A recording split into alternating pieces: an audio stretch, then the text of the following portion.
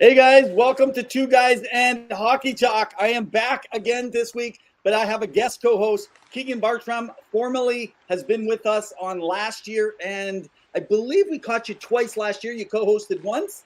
How you doing, Keegan? Doing good, Ev. Happy to be back. Haven't seen you since I think it was April 20th was the last time we got to go on. It was near the end of the year there. Pavel was down in the desert, got those live interviews. It was an awesome show. You betcha. Yeah. So, guys, hey, just a quick note here. If you guys want, every Wednesday night, right here, 7 p.m. Mountain Standard Time. That's 9 p.m. for a lot of you Easterners. If you're not familiar, you can catch our live podcast right here, or follow us on X, Facebook, YouTube, Instagram. You can also follow us over on Twitch. Anyway, any of those places, like, subscribe, follow us. And at the same time, just make sure you check out our four sponsors specifically: JR Web Designs, Penny Billionaires, the electronic hard rock band, the Casco Battlers of the American Premier Hockey League, and our newest partner this year, Puckpedia.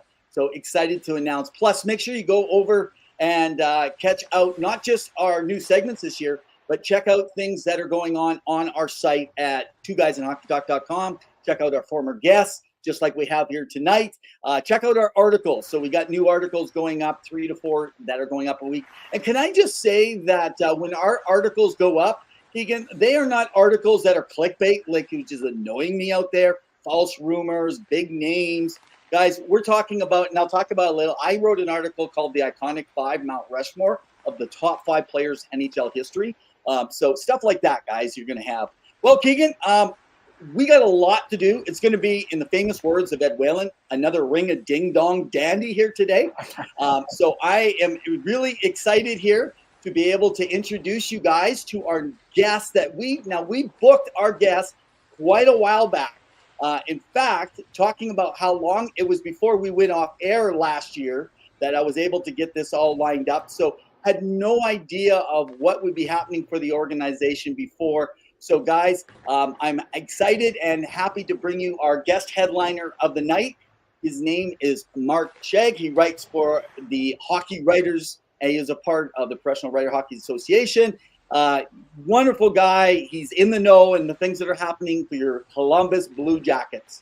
So here's tonight's guest headliner. Guest headliner, brought to you by JR Web Design. Is your website stuck in the Stone Age?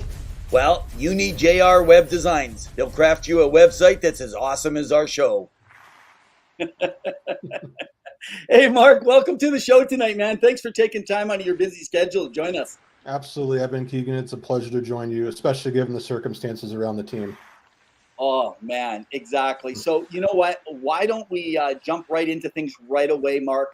Appreciate it. So, again, guys, if you're not familiar with Mark's work, Mark actually writes for the Hockey Writers. He does a lot of work, and he's specifically around the Columbus BlueJackets specifically that we're talking about tonight. Are you still doing writing for the Erie Otters as well?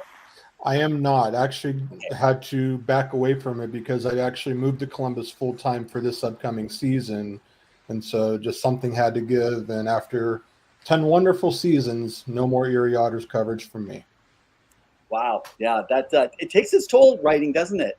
It just like I remember, I don't know, I think it was about 15 years ago, I was doing a whole bunch of my writing and trying to still work full-time job on the side. And I remember I was really excited with Fox Sports and wrote this article on prospects.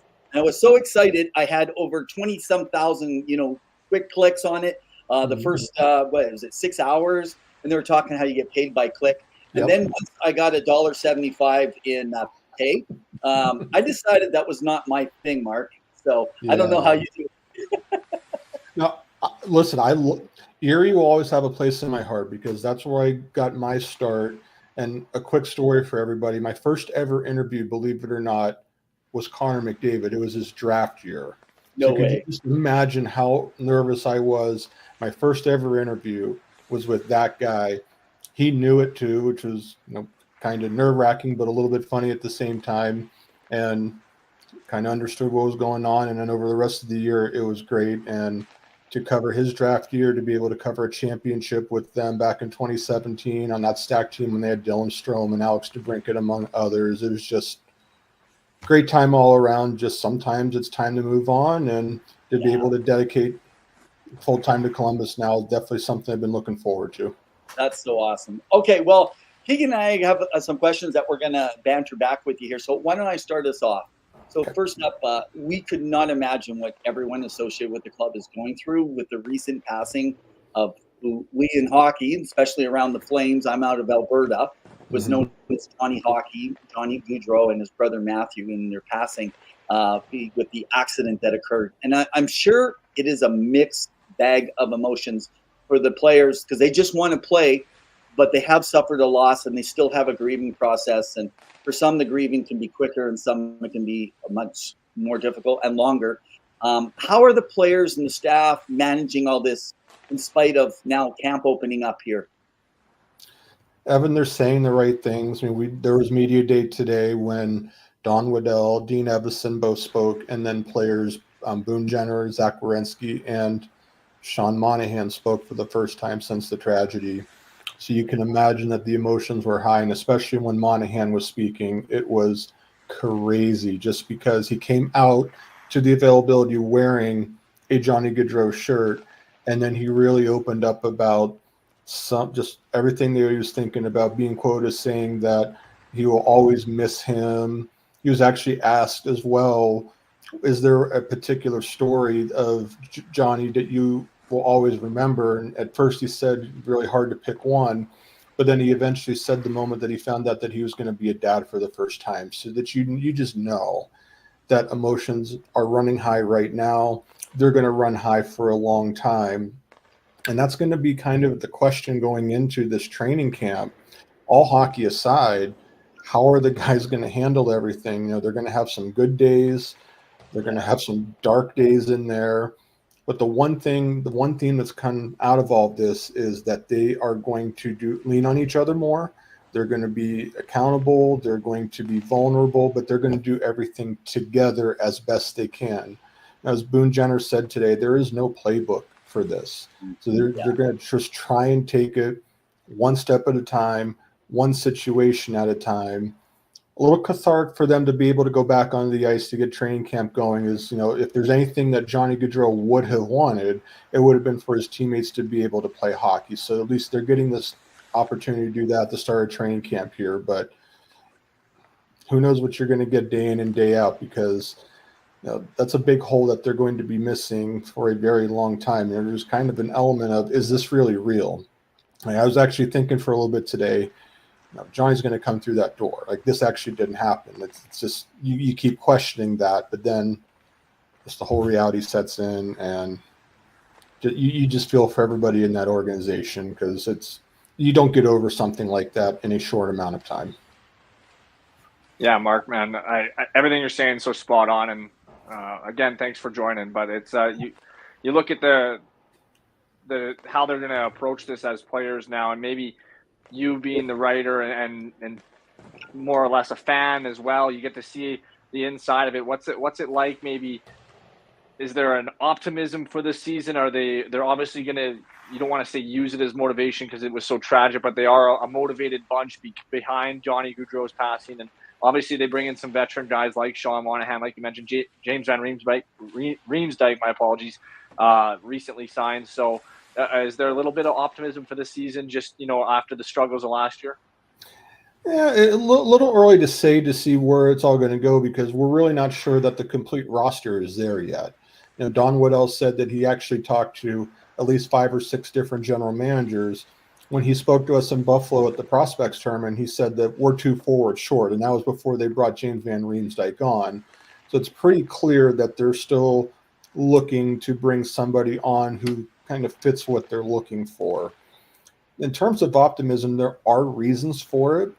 From a pure hockey standpoint, you want to look down the middle of the ice. It actually has not been better if you consider Caden Lundstrom being drafted into the organization. And now you have Sean Monahan, you have potentially Boone Jenner, Adam Fantilli we need to talk a lot about, Cole Sillinger we need to talk about a lot. So one of the struggles that the Blue Jackets have had for several years was their depth down the middle. Now in their first year under Don Waddell, that's actually going to work to their advantage as a little bit of a strength. So there is some optimism there. Defense and goaltending is going to be the question with the Columbus Blue Jackets at the end of the day. Is you have a tandem of Elvis Merzlikins, and then you have young Daniil Tarasov. You know, he's a little bit unproven still, and Merzlikins is trying to have a bounce back. And it's consecutive seasons that they've given up over 300 goals against. So any conversation surrounding the Blue Jackets and optimism would be tied to the number of goals that they allow and just their overall defense. And there can be a little bit of reason for optimism there because you got guys that were new, like Damon Severson was new last year. Ivan Provorov was new last year. Those guys are all back now, and they're a little bit more used to each other. So that's definitely something where maybe if they can get that chemistry going. There's some other new guys too. They brought Jack Johnson on. They traded for Jordan Harris in the Patrick Laine deal. Denton Matejchuk is somebody that could make the roster out of camp, and David Jiricek is another one that can do that. So while the reasons for optimism are going to be tied into the prospect pool, because you ask almost anybody that follows prospects in the draft, they're generally considered to have one of the best prospect pools. So longer term, there's more optimism, but in the short term, there's just a lot of questions that they have to answer, and it's all enveloped because of how they're going to overcome this Johnny Gaudreau situation. I'm going to come back, Mark, in just a moment, just about some potential people that I'd like to talk about before we let you go a little later on here. So what you were talking about guys like Fantilli and Sillinger, and you didn't mention the name Johnson, but I mean he's another one in there. So with say specifically Fantilli, Sillinger, Johnson, they're another year older.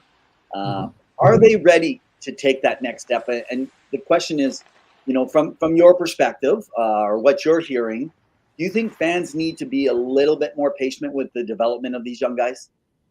I do, Evan. That's a great question because this is a situation where you've got a new general manager, you have a new head coach.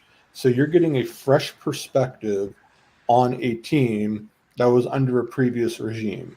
So I definitely think that the development factor is going to be very important under a coach like Dean Evison, who's going to bring a new structure and a new system to the Blue Jackets. Like Trent Vogelhuber, who's the AHL coach for the Cleveland Monsters, when we talked to him in Buffalo, he openly admitted that all of the systems are changing organization-wide, from the Blue Jackets down to the Monsters.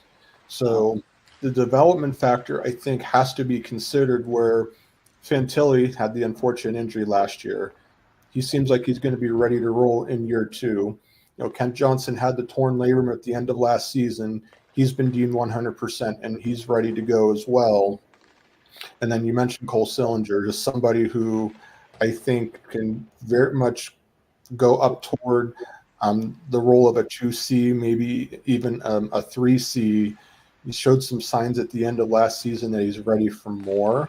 So those three guys in particular are considered huge pieces of the Blue Jackets, and it's a fresh start. So I think it's something that will definitely be worth watching as the season goes.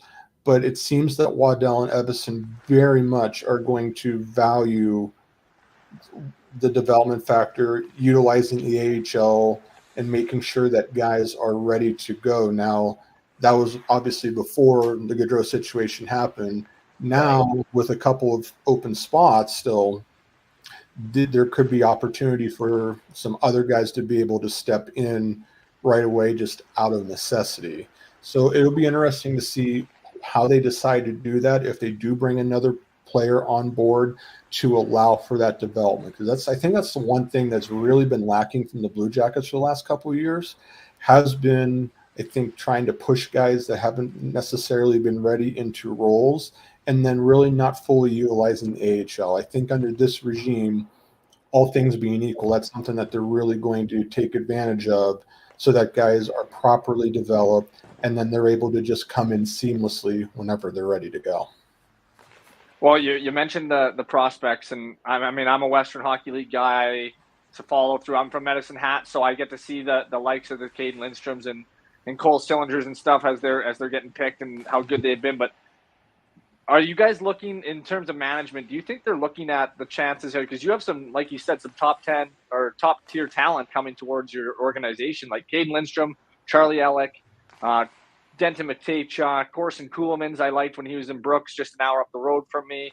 So then you look at all those types of guys. Are they, as a management, you thinking, hey, these guys are going to go back to the Western Hockey League or wherever and go to good teams? We got to draft guys that are going to be given good opportunities night in and night out, or are they not really looking at that in terms of the guys of the Lindstroms and that? Because those guys, obviously, with his injury too, going back another year is not going to hurt him. No, and that's just it too. He's not even going to be doing much in the way of training camp at the start as he's continuing to work his way back. And the full expectation is that Caden Lindstrom is going to go back to a very loaded Medicine Hat team to try to pursue not only a WHL title, but potentially a Memorial Cup. And that's the son. They don't want to rush him at all. And they've been on the record with that ever since they drafted him. And they identified Caden Lindstrom as their target, and it was like that for a long time because they know that that's somebody who's going to bring size, who's going to bring skill, and who could be a menace to play against eventually. And I think this management group understands that, in the draft, you're going to get guys sometimes 2, 3, or more years away, and they're willing to wait on guys like Lindstrom and Charlie Elick, who played at the Buffalo Prospects term, and you could see the size and the way he's able to play the game. So, yeah, that's definitely something that I think is a huge thing for the Blue Jackets, where they're looking to just – they have the prospects. It's just now they've got to put the right ingredients together and be able to put the right mix together. And that means putting guys in the AHL when they need to, putting them in junior to be able to get the most out of their development, just – putting them in the right places to be able to succeed. Denton Matejchuk is a very interesting case, though. He almost made the Blue Jackets last year. He was that good. And anybody who followed the AHL playoffs last year, the Cleveland Monsters were down 3-0 to the eventual champ Hershey Bears. Matejchuk enters Game 4 of that series. They come all the way back to tie it 3 games all. They get to Game 7 overtime before they finally end up losing it. And Matejchuk did not look out of place. I was actually telling somebody, as soon as he entered that series, it flipped the series over to Cleveland's benefit. I mean, that says something about what they think of Matejchuk. And he very well could make the Blue Jackets out of this training camp if he does everything that he needs to do here. So that's going to be the decision, because they've got, Jack Johnson, Jordan Harris, and then all the other guys, Eric Branson and Provorov and Severson and Werenski. They have enough defensemen. Just where will Matejchuk be best suited for? And that's why I think this management is going to have to make some decisions and hopefully make the right decisions in order to get the most out of him. So let's just go back to that question I was asking earlier about potential. So sounds like what you're saying is it's sounding like it's a forward that would be someone else that was brought in, whether it was a PTO, a contract, whatever it would be, with it. So it's obviously not a defenseman, which is interesting because Justin Schultz has 4 to 6 teams, but he's not signing a PTO right now. He's looking for a contract, which would be a great veteran, to work with some of the guys, probably willing to go in a rebuilding team. But the other defenseman I thought about, and again, this is maybe from a longer term, but again, you're saying there's none there, would have been someone like Mark Giordano, who had his agent reach out for wanting to transition into the management with the Flames to move into management someday. And that was a potential piece. So he's already expressed that's where he wants to move. So you're thinking, maybe coaching would be better than the development side. Maybe he's looking at defenseman development, but you don't think there's any chance that there'd be any moves along that with the new management team, do you? I really don't, just because the number of defensemen that are in play that could potentially make this roster. Yeah. I really don't see where there would be room to bring a defenseman on. So, the way that Waddell was speaking, being open to a potential trade, maybe open to potential signing if someone else on a PTO maybe doesn't work out but could fit what they're looking for. I mean, this is going to be the thing about the Blue Jackets and maybe why so many people are pessimistic about them. The guys that they lost, Gaudreau, obviously, star player, all-world talent. But then Patrick Laine is the other one that got traded and ended up being a defenseman for a forward in that case. So think of all the goal scoring and think of all the points that were lost between Patrick Laine and Johnny Gaudreau. So you take those two veterans out of play, and then you have a young team. Now there's some veterans on there. We talked about James Van Riemsdyk earlier, but where are they going to get those points from? So that's what kind of tells us if they're going to make a move, goals are hard to come by. So they're going to look for somebody that could potentially add some depth scoring to a team that could very much use the offense. Wow. Yeah, well, one of your articles, too, that you had wrote over at the Hockey Writers, you wrote the 3 Blue Jacket takeaways from the Buffalo Prospects Challenge. And speaking of, another prospect, there's Gavin Brindley in there that I forgot to mention as well, he's been kind of skyrocketing up in terms of the coverage he's been getting. But I want to look more at the aggression part and how everyone was playing with more of that aggression in camp, it looked like, and how you wrote that. And then you say that you want to bring in players maybe like that. Well, Cal Clutterbuck is the first one that came to mind that's not going back to the New York Islanders. So maybe there's a veteran guy that can also step in and play that type of aggression style. That's an interesting call, and that would be the kind of mold, the fit. There's an interesting mix of veteran players now and young players, and you can never have enough veteran presence, especially given this current situation. To bring somebody like Clutterbuck on would most likely be a bottom 6 role. They have plenty of guys that can fit a bottom 6 role. But if they want to look down that way, I definitely heard worse suggestions than that. I would put it that way. It's something maybe they go down that road. But I just wonder. I saw Mike Hoffman got that PTO up in Edmonton. Somebody that could potentially fill the net when he was on. Not necessarily saying that Hoffman would have been the guy that they would target, but maybe somebody more in the mold that. I think it was Sam Gagne's name was even brought up at one point, where he used to be on the Blue Jackets, helped their power play several years ago. Just somebody that can add a little bit more of a scoring touch, because that's going to be the area where they're going to ultimately find most of their struggles this season, in our estimation. Just the thought just coming to me, Mark. I was just kind of for those that are joining in a little bit later. This is Mark Scheig. He is the hockey writer for the Columbus Blue Jackets. We're talking all things Columbus Blue Jackets right now here tonight. Welcome on the show. So, Mark, I'm just thinking. We remember years back when Edmonton brought in on a PTO Chris Versteeg, and Calgary saw what was going on early preseason. And quickly jumped on that and got him over to Calgary. And he wrapped up his career in a good way, you could say, being a PTO. There's a lot of PTOs. And I wonder if they can't find their man, do they actually take a look, let the guys develop, see what's happening in the other teams, and see who they're working with? So I wonder if they have their eye on some of the PTOs that are going to be getting playing time, because at any point they can jump in and snag those guys. That's exactly what's going to happen. And they actually admitted that today during the press conference, that they're going to have scouts at a lot of the preseason games where there are PTOs so that they can get a closer look. So there's more than one way to be able to bring somebody on. And that's what makes this an interesting situation, where if the right trade situation comes up, they'll do that.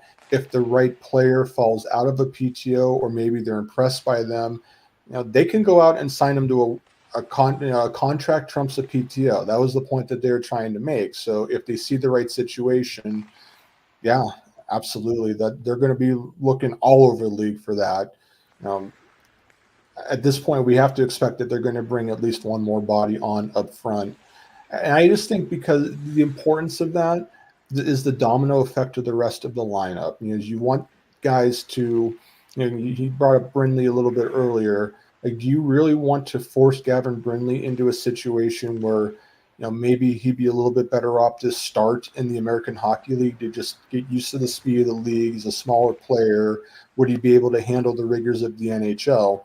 So the other decision they have to make is, do they consider keeping Brindley if he has a good enough camp? Or would you start with a veteran who knows the league a little bit better, and you put Brindley in a better situation to start successfully in the AHL so he can get his feet wet in the pro game a little bit more. So it's just it's not a matter of if they're going to do something, it's what course of action they're going to take. Well, guys, we're forgetting one guy too that could pretty much hit the nail on the head for everything you're saying in terms of filling the net and maybe filling in a different role, who seemed to can't get a contract. I don't know if that's maybe just because he hasn't played in a year, but Phil Kessel's looking for a job right now, and he's won. Why not? Yeah. Why not? Perfect guy to PTO, I think. Why not is right. I think he'd be a perfect fit in terms of filling in the net too. He's still a goal scorer. Put him with somebody like Adam Fantilli. You'd be able to learn from a Stanley Cup champion in Phil Kessel. I mean, yeah, that's a situation. Depends on what Kessel's looking for. Maybe he wants a situation where he's looking for another Stanley Cup and the Columbus Blue Jackets aren't there. But the Blue Jackets should at least find out if he wants to play. He can get right in this lineup and be an everyday player. So I think Phil Kessel's there. I don't, correct me if one of you guys knows this, but I believe he's close to a few records in his playing time or goals or assists or something along in there. I don't remember what it was. I read something. Someone did write an article. What I wonder is if they looked at something like that, could it even be, one thing, as much as he had his issues with Malkin, and remember, Malkin's like Draisaitl. He's a super serious guy. He gets annoyed easy on the ice. He's not like a Crosby, right? And so he had his battles with, but Phil is supposed to be easygoing, a lot of fun in that dressing room. Maybe this could be in this rebuild year, if he's playing, maybe he's not good enough. Occasionally he can play up, but that might actually be something good for them, a player like that. So it'll be interesting to see. Yeah, I agree. And that's until he signs somewhere else, the possibility is out there.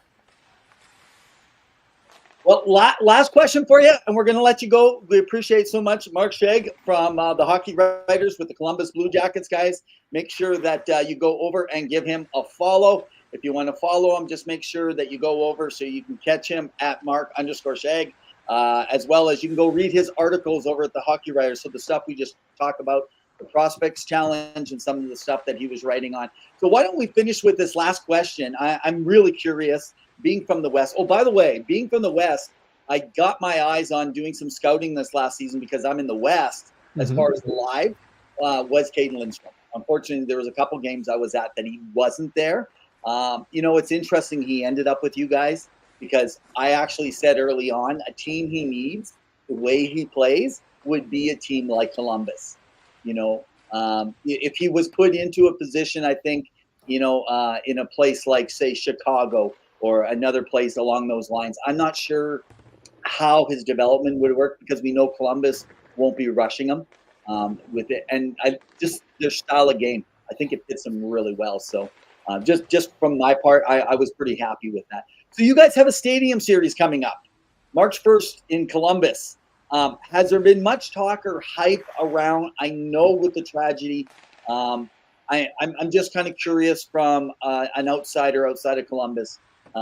With the stadium series, has it been promoted much, or is that kind of being put on hold till the season starts gearing up? Oh no, it's been promoted. Give you guys a sense of how much promotion there was. So when they first released some of the information, and then fans had a chance to sign up for like any updates that came across or just requests for more information, there was 120,000 requests for more information. So there is a lot of hype. Ohio Stadium can fit over 100,000 people. It could very easily be one of the most attended outdoor hockey games ever if they get the whole stadium filled in. And very much, some of the pre-sale has started now for tickets. I think tickets for the general public are going to come out here pretty soon-ish. But when you consider the Ohio State-Michigan part, Detroit, Columbus, the geography, it actually could make for a very interesting dynamic within that stadium. And I do think that even, despite the situation with Johnny Gaudreau, this is something that it's the first time that the team's ever been able to be a part of this, to be able to host it.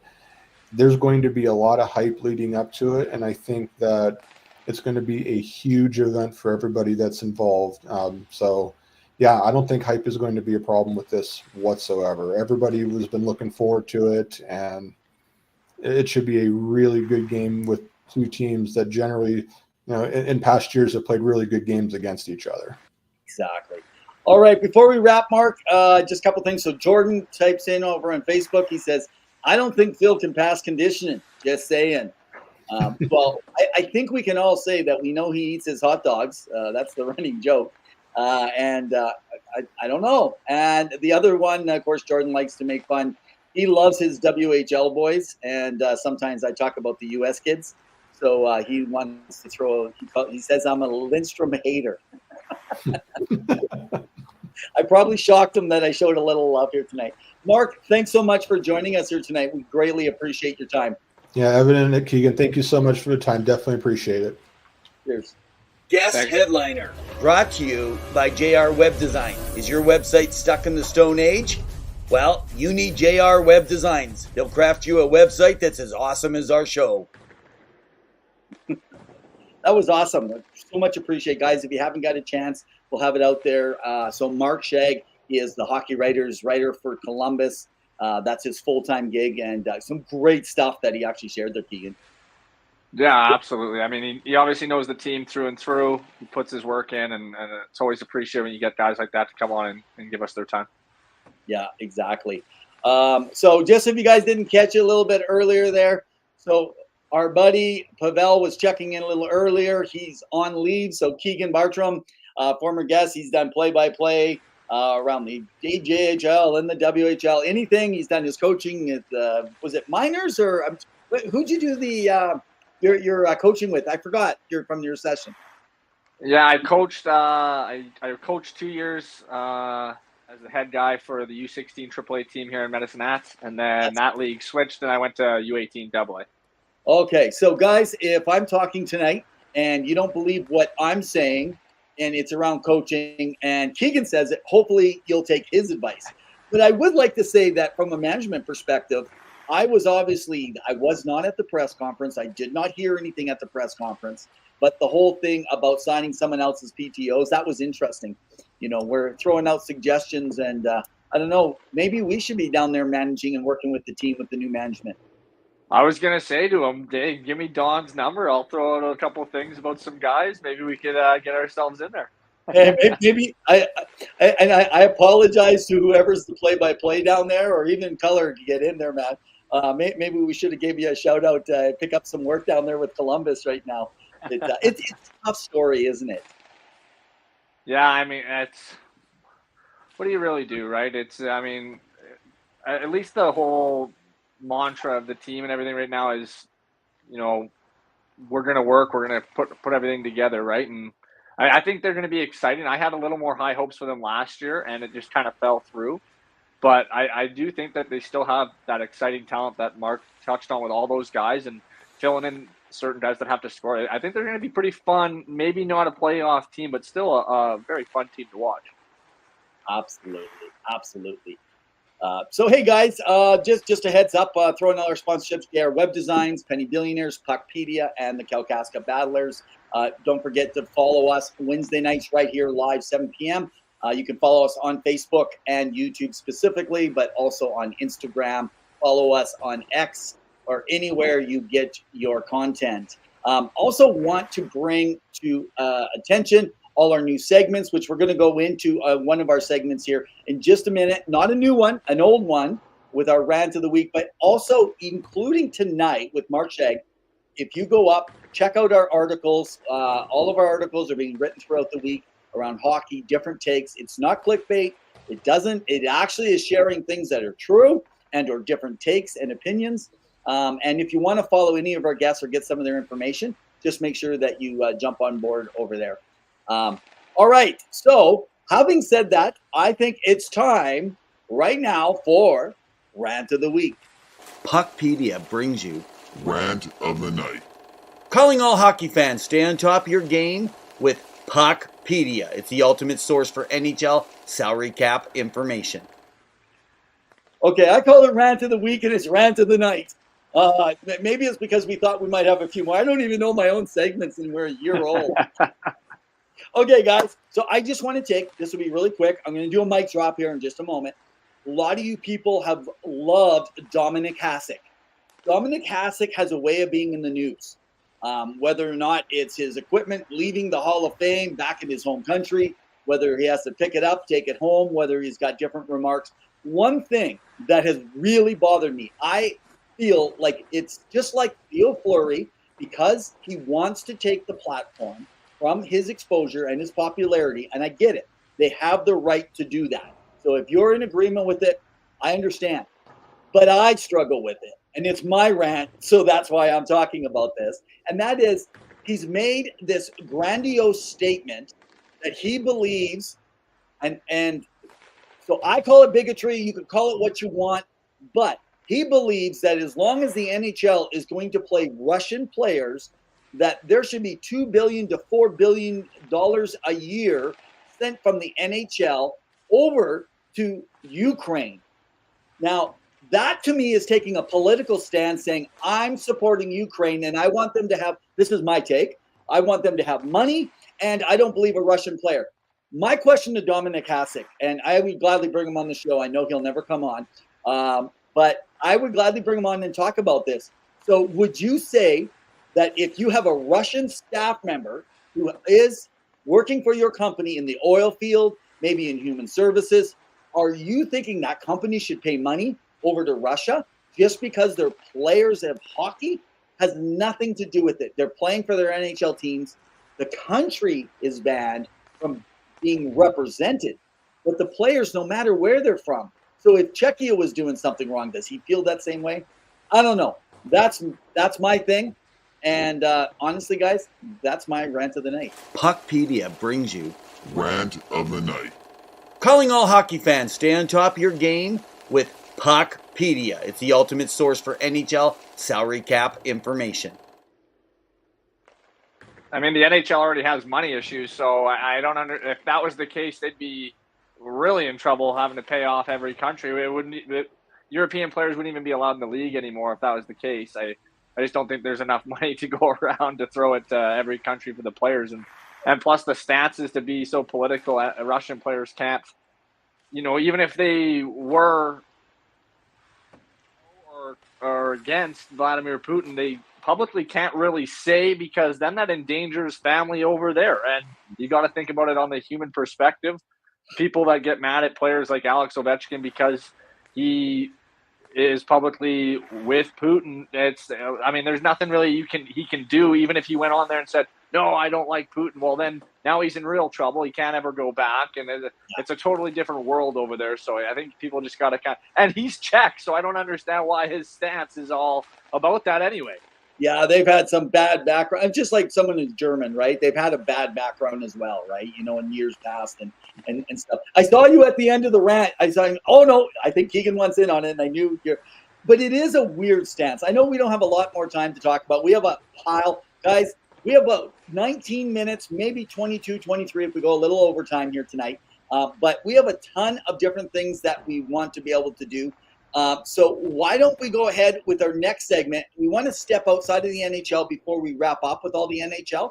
And so we're going to go to our next segment right now, which is Around the Rink. If you're a fan of hard-hitting, exciting hockey, catch the Kalkaska Battlers. Around the Rink is brought to you by the Kalkaska Battlers. Let them be your local hockey heroes. Well, yeah, like I said in the interview, I think the WHL is a good place to start, and there's a lot of excitement about the WHL this year. Obviously, with the top teams and who's going to be good. But I want to start with, the Memorial Cup bids have all been submitted. There's 5 teams that are involved, and we'll find out. I want to say it's around November, maybe more into December, on who's going to get the 2026 Memorial Cup out here in Western Canada. And I mean, the 5 teams involved are the Lethbridge Hurricanes, the Medicine Tigers, the Brandon Wheat Kings, Kelowna Rockets, and the Spokane Chiefs. All teams that I thought would put a bid in, except Lethbridge came out of left field with theirs. And I want to kind of get your take, because you're out here as well. And who you think who I think is probably best suited for it, but in different regards. But I want to know, out of the 5, who you think would be probably the best suited for 2026. Well, I think if they're going about hype, I think we all agree that Caden Lindstrom is probably going back once he's healed up, get a few games.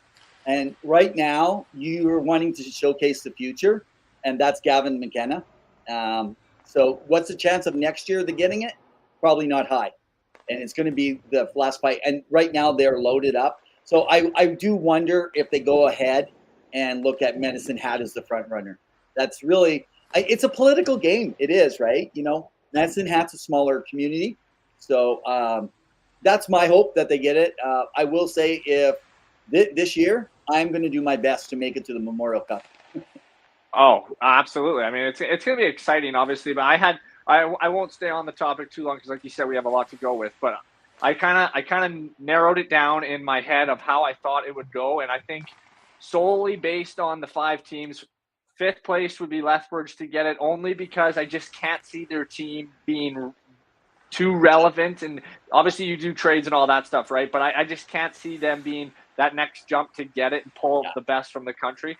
4, I had Spokane, and I had Spokane involved because Spokane's a really nice place. It has a good setup, but do you really want your most prestige trophy in Canada 2 of the 3 years handed out in the U.S.? Although U.S. markets are allowed, is that what the CHL really looks for? I don't know.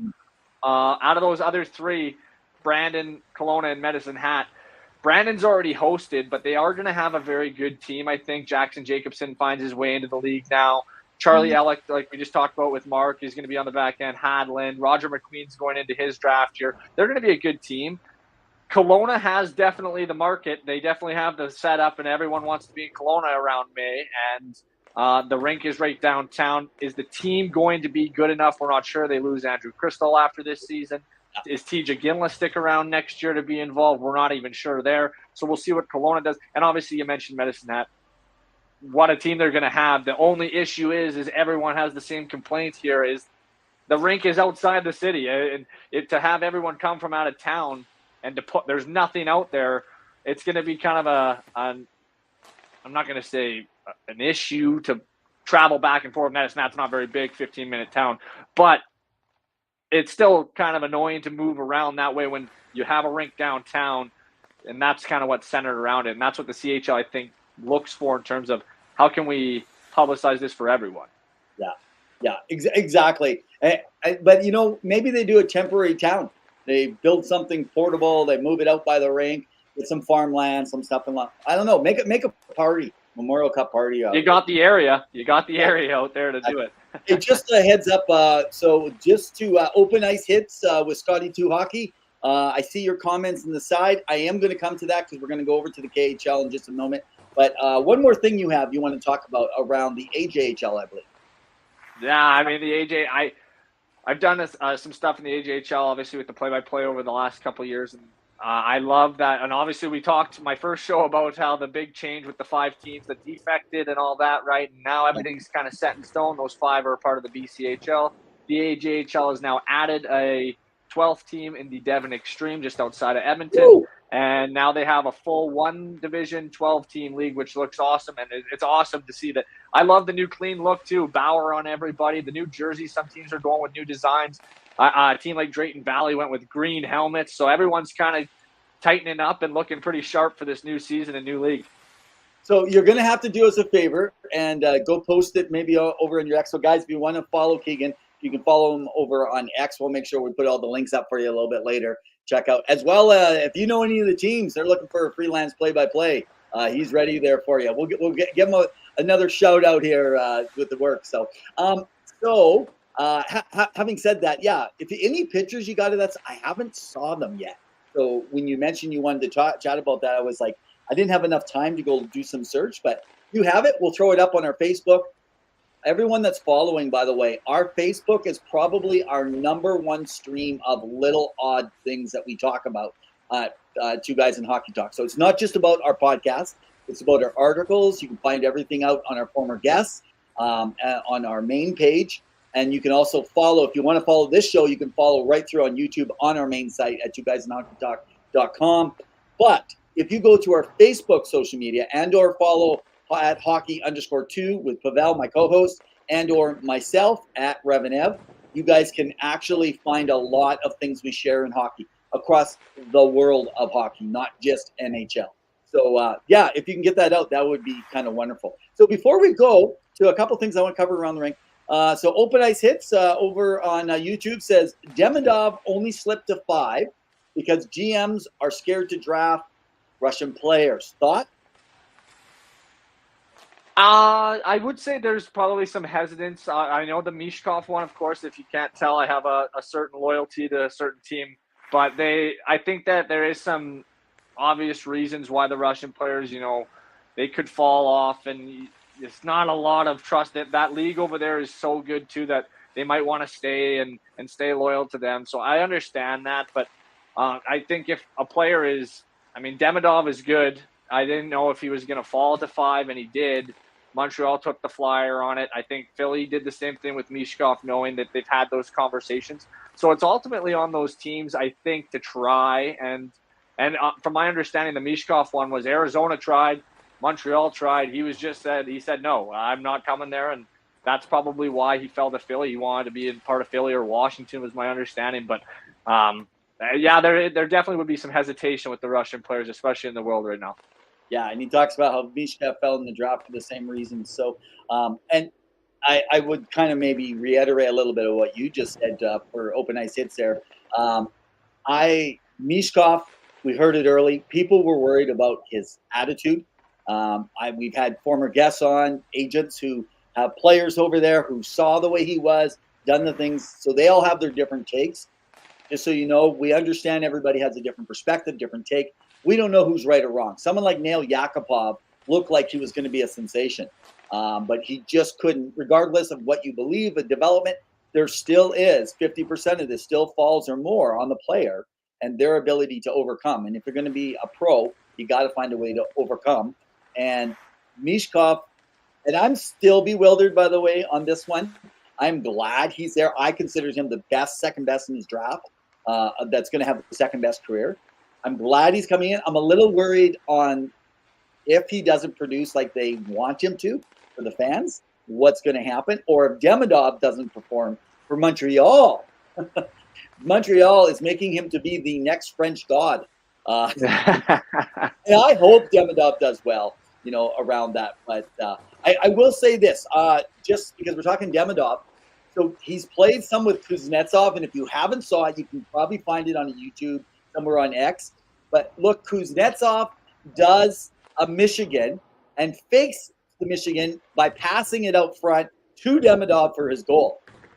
Beautiful play, seeing the two together. But Demidov does only have 2 points. Let's kind of hasten, ourselves a little bit here in his 5 games so far, and he gets less playing minutes. Something very important we talked last week. They don't play Russians who are going to be going to the NHL or young unless they're their own stars that they're grooming for the future. So he's not going to get the development like he needs that Montreal fans are going to want to see. Well, yeah, people got to remember too, like the expectation, like in all sports now. I use the NFL too because they're just throwing young kids right into the fire, first round picks. Just because you're first overall doesn't mean. Not everyone's Connor McDavid. Not everyone's Sidney Crosby. Not everyone's Alex Ovechkin. Those guys are generational league-changing players that come into the league and put up 100 points. Oh. I think people need to settle down and realize, hey, it's going to take 3 or 4 years for this kid to really take off. Even Connor Bedard, I get he got hurt. He wasn't getting 100 points. He wasn't going to do that. It's a totally different element. It's a man's game. They got to get acclimated. And Mishkov is going to be good. I think the big reason he fell was ultimately his contract, which I laughed at because contracts change every day. And with Mishkov too, yeah, he's going to play with Kuznetsov and get that skill-based element. But to me, I think you got to get him over here as fast as you can and get him involved with playing on a smaller ice surface and a different style of game that Montreal is going to want him to play. Excellent. So Open Ice says I drafted Mishkov early in my fantasy keeper league, so he hopes he's good. And Jordan piped back in over on Facebook and says Russian factor doesn't exist. Teams take Russians in all 7 rounds. Very good point, Jordan. It is. And I get it, but then on the other hand, why didn't Demidov go a little bit earlier? We saw some of the players going. I don't know about you, but Seneke going as early as he did blew me out of the water. I thought that was a perfect fit for Demidov over there in Anaheim. I don't know, man. Teams do weird things. They go off the boards. Yeah, they go with what they need, and I think that's sit down with a bunch of people in there, and whether people agree with Beckett Seneke going third or not. I mean, that's what the Anaheim Ducks decided was the best fit for them. He's a big boy. If he fills out and he goes right up the middle, they're looking at having him and Leo Carlsson there up the middle. That's another mix of a Corey Perry and Ryan Getzlaf situation if those guys fill out and play that way, right? So Seneke's not, he's off the board, but he's a big boy, and they obviously saw something in him. Well, I guess we're going to see. Well, we got a ton of NHL stuff to talk about, a little bit more specifically here. So our new segment brought to you with Puckpedia, guys, is By the Numbers. We're going to talk about PTOs, contract signings, what's going on. We're going to get through it as quick as we can here. Puckpedia, the ultimate source for your NHL salary cap information, player contracts, team cap hits, transaction news, and injury news. By the numbers. All right. All right, guys. So there's a whole bunch of stuff. I'm just looking from some of the stuff we were going to cover here. Why don't I walk through the stuff that's fast? So we got Seider holding out right now in his contract. He's skating in Germany for the Red Wings, the Capitals. So let's talk about some of those PTOs. Hoffman over at the Oilers, Chason with the Red Wings again, Sammy Blais, the Canucks, Gagne just signed in over at the Hurricanes, Rocco Grimalda at the Hurricanes, Tyler Johnson over in Boston. Good find, I think, for them. Keith Kincaid, Islanders don't need more goalies, but they did. Kevin LeBlanc over with Jersey. I think that's a good one. Tanner Pearson over in Las Vegas. Mark Pysyk with the Ducks, just depth. Jacob Vrana, the Capitals. Kyler Yamamoto with the Utah Hockey Club. And that's basically about it, other than what we called last week. Now, some of the signings, and we'll talk about this, is Thomas Harley and Esa Lindell have signed. So Esa did at 30 years old, a 5 year by 5 years at 5.25, and Hurley at 2 at $4 million. Peyton Krebs over in Buffalo, 2 years at 1.45. Lucas Raymond, I'm laughing at this one, 8 by $8.07 million. And of course, the big signing was Sidney Crosby. So, having said that, who do you, in all those PTOs that are hoping for contracts, the number, I think all of them, they just want to play right now. Who do you see most likely probably sticking to one of those clubs? Jacob Vrana for Washington. He's a friendly face. He won a Stanley Cup in 2018 there. It was announced today TJ Oshie would go on the long-term injured reserve, joining Nicholas Backstrom. Washington also lost Kuznetsov this offseason. So I think he slides right back in. Hopefully he's healthy and looking to get back to work there. I heard a lot of different stories on the issues that were surrounding Jacob Vrana, but he is a speedy player, a good goal scorer. If he gets the right opportunity and stays in the right way, he's going to be a great signing there. Keith Kincaid, I know you mentioned the goaltending thing in the Islanders. I think he gets an opportunity maybe because Ilya Sorokin sustained an injury this offseason that I think they're kind of watching and monitoring. And obviously with Varlamov there, Kincaid wouldn't be a bad backup to come in, as you know how Lou Lamoriello and them like to, and Patrick Waugh in his first full year, how he's going to roll the goalies. So it'll be interesting to see, but I think those are the two big ones for sure. Interesting. Waugh's not afraid to pull a goalie, even though he's a former Hall of Fame goalie. He wanted to pull himself. So for Seider, open ice hits with Scotty 2 Hockey, you say $8 million by 8. Yeah, just so you know, Seider wants more. In fact, he's pushing, I believe, up in right now some of the requests up in the 9+. Now he's going to want more than Raymond. I'm telling you that right now. So maybe does he come in a max at Dillon's? But this is a case where I don't think Yzerman should be playing hardball, in my opinion, for a defenseman coming out of camp. I'm not sure what's going on with this, but the kid is a stud, though. I agree with open ice hits here. He's a modern day Chris Pronger. I think he's big, he's strong, he can skate. I'm not going to say he's as mean and physical. I don't think anyone can ever match what Chris Pronger was that way, but he still plays that kind of style in front of the net with that grittiness. And yeah, I think Stevie Y wants to keep him around the max of a Dylan Larkin contract. They don't want to throw it over, but I think at this point, that's a franchise D-man if Simon Evanson isn't going to ultimately do what he's been drafted to do. He hasn't taken that jump yet, so I don't know if they're waiting to see if that still happens, but you need Maurice Sider to stay in that lineup. That's absolutely crazy. Okay, guys, that was By the Numbers. Puckpedia, the ultimate source for your NHL salary cap information, player contracts, team cap hits, transaction news, and injury news. By the numbers. Okay, we are going to probably go about 5 minutes late today here. As always, we should coin the term Two Guys in Overtime as another segment, and then we can just jump a whole new conversation for another hour. There is so much. We were just talking, Pavel and I, Keegan, last week, and we're like, you know, because he always says hockey's coming back. And I always say hockey is back because Pavel is such an NHL fan. He's always thinking in terms of NHL. And I was like, man, hockey's been back since early August everywhere. And at the end of August, it really starts rolling out with all the junior and everything. Okay, so we had two segments. Keegan, we're going to leave the Crosby stuff. We'll talk about that next week. And Jonathan Marshall, so I'll deal with that with Sean Mullen. By the way, guys, next week my co-host will be Sean Mullen, former play-by-play with current Broncos. He'll be joining me in Pavel's place. Pavel might make a guest appearance for 5 minutes and give us 5 minutes of his vacation time. Again, it seems like he likes to go away much more often than I do. Yeah, he's always gone, that guy. He's a world traveler. Okay, so why don't we do this? I'm going to give a couple updates, and then we'll touch in on just a couple of these ones. So first of all, let's go with some news updates. New captains. So if you wanted Bedard to be the next captain, he's not. Nick Foligno is the new captain of Chicago. We can talk about that or not. Victor Hedman in Tampa Bay. There is also retirement. So Tyler Ennis and Edler from a former Canuck have retired.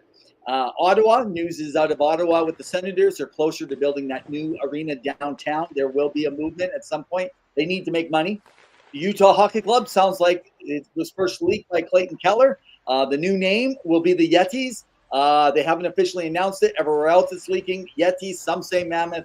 I think it's Yetis. We'll see whether it's Yeti or Yetis.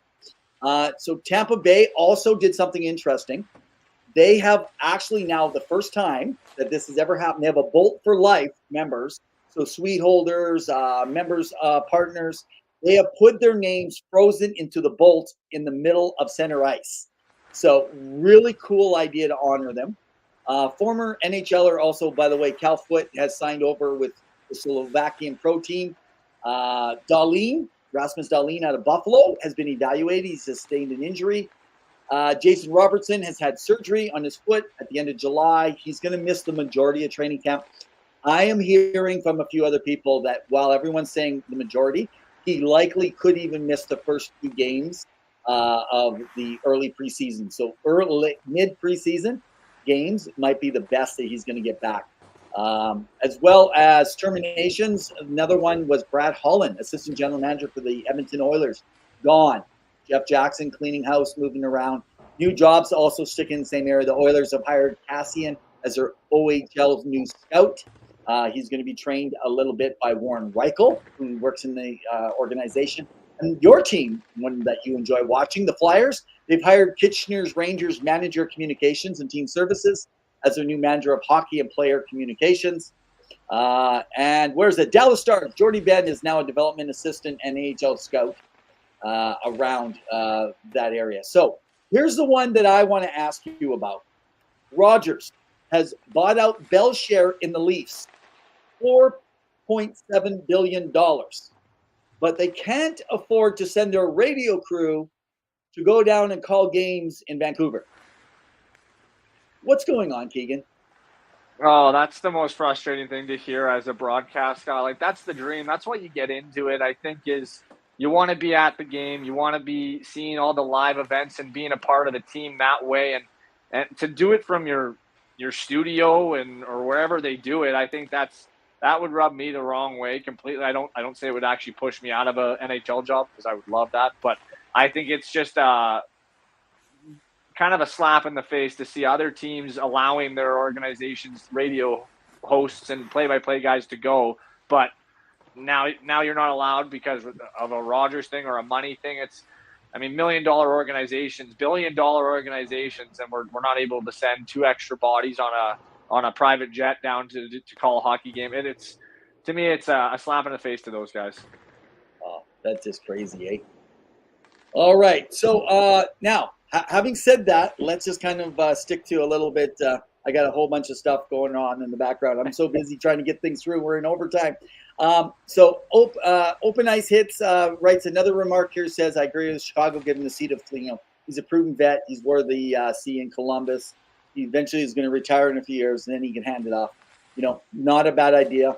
Can understand it. Jordan wanted to just do one last.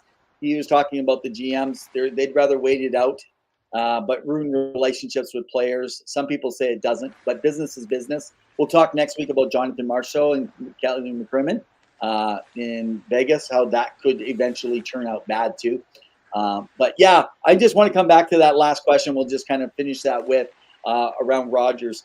I really struggle with the fact that you cheap out on the stuff that matters to us. So the quality can never be the same following from your home or at some little shop as opposed to the live culture, live feel of a game. Just nothing. Yeah, you don't feel the energy. You don't feel it. You're not. I mean, some people might be different and say, yeah, I can watch it and feel the same. I think being there, you get the element of the fans, you get the element of everything involved with the game. Every sight and sound is there and live. That's what builds it up. And as a radio play-by-play guy or a play-by-play guy in general, your job is to make the people feel like they're a part of the game. They're not there, and whether that's listening or watching, it's hard to do if you're not actually there yourself. Oh. Could you imagine? Have you ever done a game from home or from a studio and not live? Not anything that has been like for recording or anything like that. I've done them like myself to do it, but it is harder to sit there when you hear the other guys in the background too. You're hearing other play-by-play and things like that. Obviously, they wouldn't, but it is tough to do because you feel like you're not in that element. That's where I worry that the pandemic kind of brought on new ways of saving money that aren't really wise. But a lot of radio stations across Canada have shut down. They're trying to save money in different places. Things like this and podcasts and groups are going out and stuff. But let's face it, the big companies are the ones saving money, not the little guys. We're not saving a lot. It's those guys that are making the difference. So, you know what? So, hey, it's been a great one. I just before we close out with a final thought, I'll give you a few minutes to work around that, where you want to go with that for your last final thought here, Keegan. I just want to end today with another hockey history and a story around Johnny Gaudreau. The Kalkaska Battlers presents Hockey history. Catch the Kalkaska Battlers as they compete in the APHL. Check the skills, speed, heart. Make sure you catch a game and experience the thrill of live hockey. Go Battlers! Hey, just a heads up for any of you guys that would like to catch some Kalkaska, on our Facebook page, we will be sending the link to their YouTube stream. So they are streaming. It's a semi-men's pro league, and they were with the Mill last year, the Michigan Independence, second year. So great job, Andrew Dibble, owner of the team. They've done fabulous. They got a lot of fans. Got to make sure to support them. They're a great group of guys with it. So I just want to share, and just in honor of Johnny Gaudreau. So Matt Wallace, who does a lot of interviewing with the NHL guys, actually shared a little story behind. It's nothing major, but it's interesting on Johnny Gaudreau. So I guess what ended up happening is he had an opportunity to interview Johnny, and it was just so much ruckus, so much going on that they couldn't hear each other. And Johnny's out. Sorry, I didn't catch that. Sorry, I didn't. And so Matt had to take Johnny with his crew for recording, and they had to find a place to the side. And the only place they could find was a janitor room. And so essentially that janitor room was turned into a studio, basically a broom closet. They could barely fit in there. And Johnny just went with the flow. He answered the questions. It was muggy. It was hot. And Johnny just went with it, and he talked about his passion for the game, his love for his family, and everything. And it's amazing. It tells you what kind of guy he really was. Yeah, I agree. I think the whole Johnny Gaudreau thing it's going to weigh for a while. People want to kind of say, oh, we got to move on. And what it's not, it's going to be here for a while. It's so still shocking.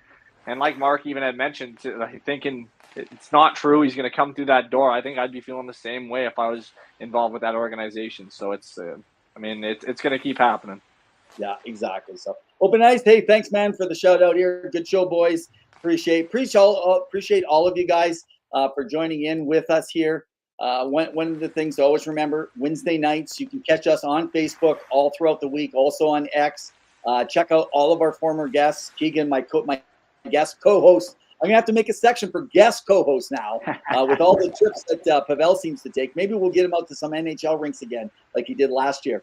But having said all that, I just want to let you guys know that, hey, we appreciate everything. We appreciate you. But like, follow, subscribe. It helps us be able to get to the next stages that we're trying to do to bring you all the content that we do and bring great guys on and make those connections like Keegan. So any final thoughts of the night here for you? No, I think ending it with the way we started with the Goudreau stuff's a perfect way to do it. I just want to thank you again for letting me come on. Obviously, I'm doing stuff with the WHL again this year, so if you ever need any topics there, I'm always open to jump on and talk anything that you want about hockey. I love the game, and I'm super excited that it's back. Absolutely, man. Absolutely. We might bring you on our new segment. We got Behind the Bench and break down some coaching stuff as the NHL gets started. Maybe even to take some time and look and see what coaching-wise, what maybe Columbus is going to roll out this year for any changes and how they're going to play the game. So, all right, man. True. Thanks so much. Just so everyone following, thanks again. We love you guys. We appreciate like, follow, subscribe. Do what you can to share the news. Get it out there. Follow us live. I just want to say thanks. So to our Canadian audience, right now, the American audience has whooped your butts 60 to 40%. Well, actually 60 to 35% tonight. 5% are over in Europe and Bangladesh and Australia, somewhere in the UK, that are following us tonight. And last week it was a close one. So keep the good competition coming on. We appreciate you guys. Make sure you go in and subscribe to get all your notifications with everything. But as in every week, we always say, in the meantime and in between time, keep your stick on the ice. Cheers.